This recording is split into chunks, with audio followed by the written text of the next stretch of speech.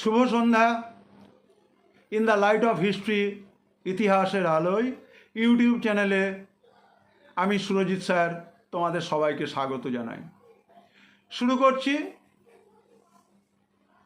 এশিয়ার সভ্যতা, সংস্কৃতি, ইতিহাসের আলোতে।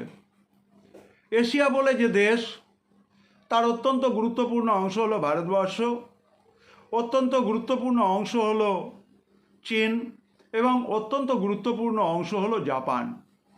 তোমরা জানো যে ভারতবর্ষে চিরাচরিতভাবে দীর্ঘ সময় ধরে বৌদ্ধ ধর্ম, জৈন ধর্ম, হিন্দু ধর্মের সঙ্গে সহাবস্থান করেছিল। চীনের ক্ষেত্রে আমরা দেখব তাদের যে সনাতন কনফুসিয়াসের ধর্ম চীনের মানুষ সভ্যতা সংস্কৃতিকে আষ্টে পৃষ্ঠে বেঁধে রেখেছিল।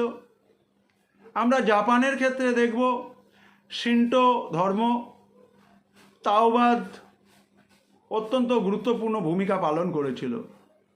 ইতিহাসের আলোতে আমরা দেখতে পাব ভারতবর্ষের হিন্দু ধর্ম, বৌদ্ধ ধর্ম, জৈন ধর্ম, পরবর্তীকালে এসেছে ভক্তিবাদ, সুফিবাদ, নাথ মতবাদ, যোগী মতবাদ এবং বিশেষভাবে যে সমস্ত লৌকিক সংস্কৃতি পরম্পরা তা এশিয়া ভূমিকে বিশেষভাবে সমৃদ্ধ করেছে। আমার ব্যক্তিগতভাবে অভিমত,